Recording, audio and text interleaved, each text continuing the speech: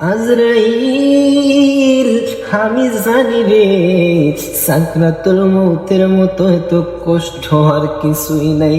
সাকরাতুল মৌতের কষ্ট এমন কষ্ট, 7 সমুদ্র 13 নদীর পানি মুখের মধ্যে দিল গলাটা ভিজতো না, ভিজতো না। ইচ্ছা মতো গলার মধ্যে আঙ্গুর ফলের রস দিলেও কণ্ঠনালীর ভিতরে যাইতো না রে। আমার আল্লাহ রিজিকের দরজায় তালা লাগাইয়া দিব।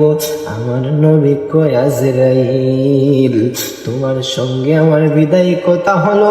এই দুনিয়ার জমিনে আমার যত উম্মত আছে রে, কিয়ামত পর্যন্ত যত উম্মত এই দুনিয়ার জমিনে আসবে, সব উম্মতের কষ্ট তুমি আমি নবীরে তুমি দিয়া দাও।